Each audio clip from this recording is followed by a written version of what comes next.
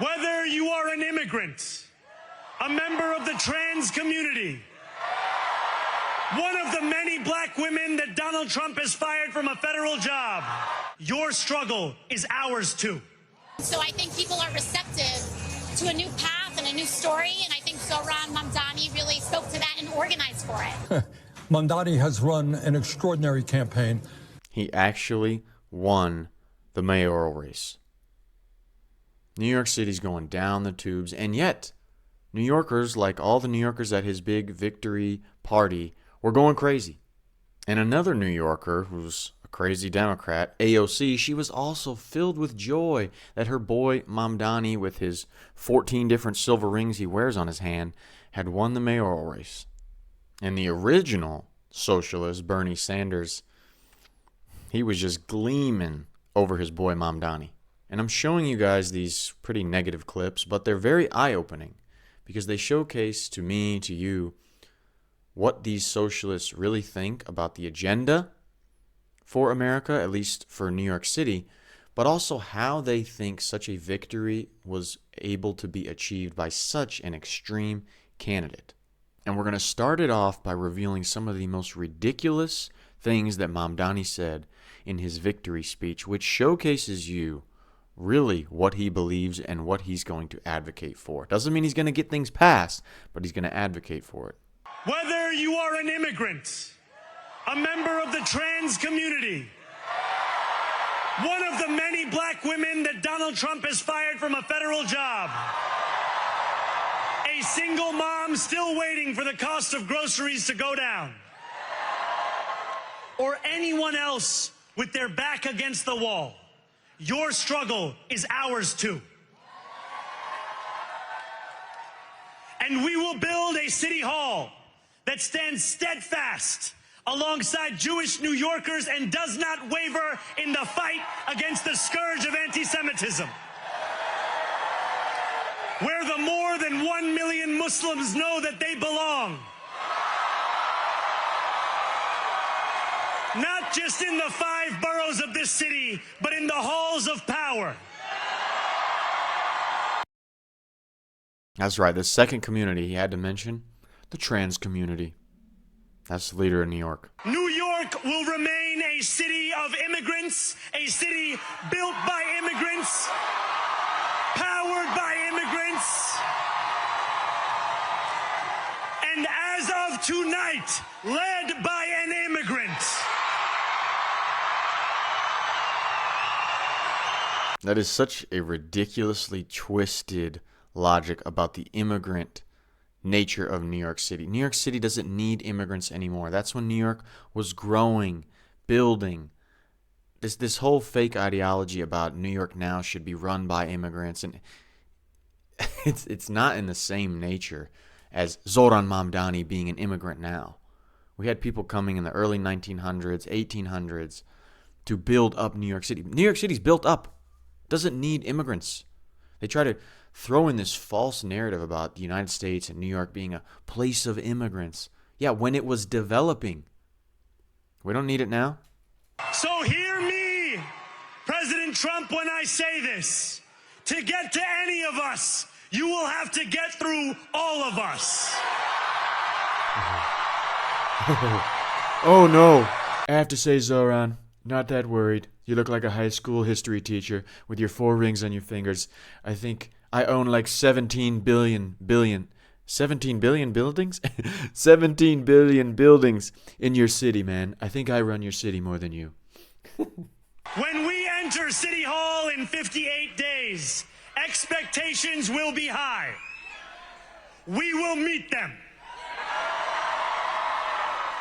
The funniest part is that he has limited power as a mayor. He can advocate for things, but he cannot do, from what I understand, a lot of these, let's say, executive orders like the president can, where if he wants free buses, if he wants rent-controlled pricing, he can't just do it because he wants to.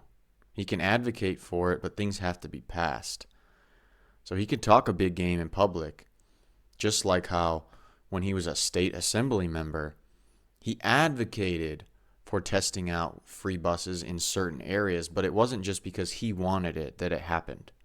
That's something he's not sharing publicly, he doesn't have the power to just rubber stamp all these ideas and throw them into action in New York City. He can advocate for them, but it does not mean they will be passed and put in place.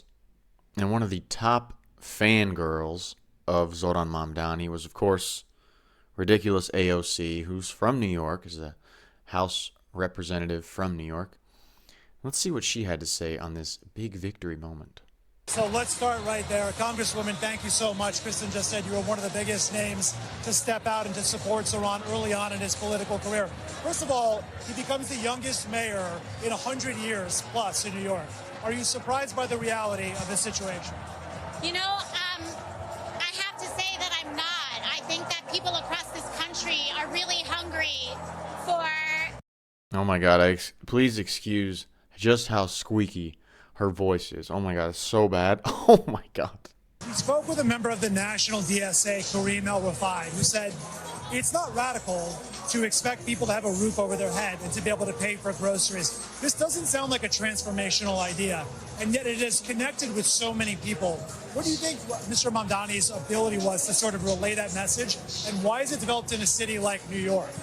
Well, I think it speaks to how far everyday people have been pushed in this economy and in this environment.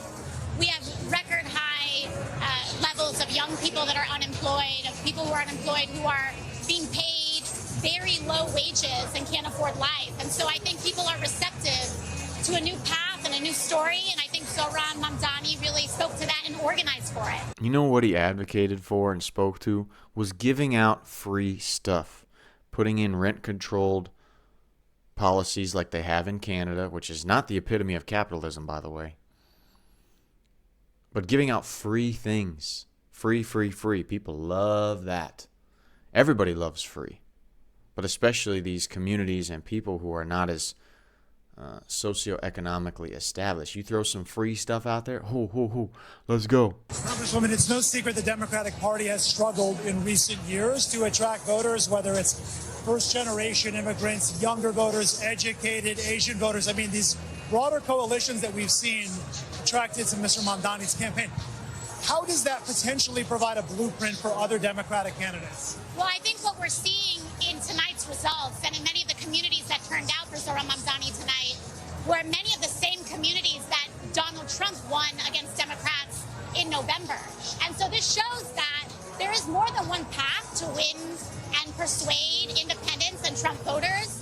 And it's not just by running in a more conservative fashion, but it can also be through a different and new message.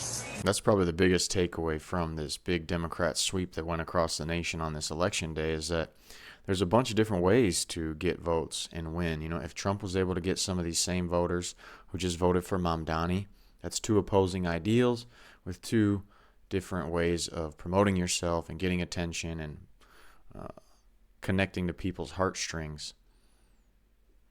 And I think it also shows that the establishment way of getting attention, persuading people, like the old GOP and like the traditional Democrats, it's not always the golden standard anymore.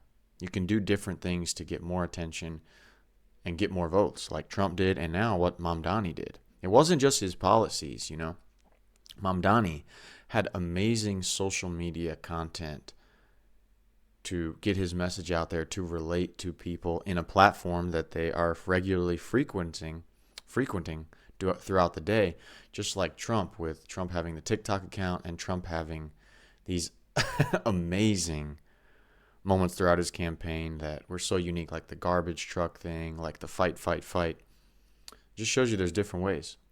Now, what does the OG socialist, the original socialist, Bernie Sanders, have to say about Mamdani's impressive run? How are you feeling? You think that Mr. Mamdani is going to pull it out tonight? Well, as I understand it, the turnout is extraordinary. And as somebody who very much believes in democracy, worries about the future of American democracy, I am glad to see that the turnout, I think, is the largest in 30 or 40 years. So that's a good sign.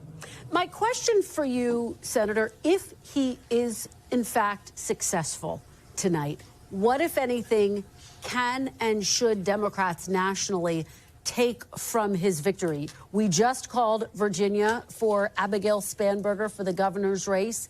These are very similar messages in some ways on the economy, that they want to make the life more affordable for their constituents, and yet very different visions for how to do that. What should Democrats take from it? I think you're right. We will see what the election results are in New York City before I pontificate. But I think Mamdani has run an extraordinary campaign. And one lesson that must be learned is that if you have a message that speaks to working people, to ordinary people, that you are prepared to take on the oligarchs in New York City. They have spent millions and millions of dollars trying to defeat him. And what he is saying is that in New York, and in fact throughout the country, we need a government that represents working people, the middle class, who are having a hard time now being able to afford housing, childcare, transportation, health care. That we need a government that represents them and not the people on top. I think the message, if he does well, is that people are tired of establishment politics. They understand that in America, the people on top have never, ever had it so good, while 60% of us living paycheck to paycheck. They want real change and candidates with the courage to take on the big money interests. Bernie's right that his message of attacking the rich and how much better they have it and they don't care about you, it's really resonating to a lot of people. It's also interesting to note who exactly Mamdani was targeting with his message. All you have to do is look at the background right there. You see the three guys with the head covering. I believe that's a chic head covering. One of you guys can correct me in the comments if I'm wrong. A lot of times at those events like that, people are placed there. You can ask, maybe you have some connections with people who are running the event, but sometimes it's random at an event like his. But he was too mainstream, I think, for there not to be planned or accepted positions for people to be in behind the main stage, behind the microphone.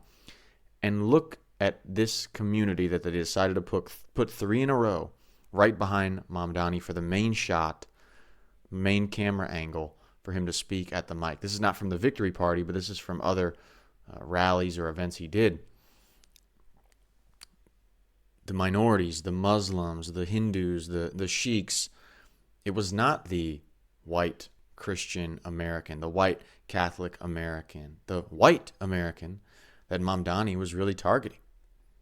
The only whites he was probably targeting were the super white liberals who go to NYU and Columbia. But it's interesting to see at one of his big rallies who they placed right behind him as a visual of his main supporters. It tells you a lot about the target audience he had to promote his message to, that he knew would resonate, and that he knew there were enough of that audience to vote him into power. But you know, there is one Democrat who proudly stood against Mamdani and called him out for how ridiculous of a politician he is, and that's Senator John Fetterman. Check out this video right here where he goes on Fox News and he calls it like it is, which takes a lot of balls, because a lot of the mainstream Democrats did not have the balls to do that. They instead endorsed Mamdani because of the pressure. If you want to see a Democrat do something impressive, check out this video right here, and I will see you there.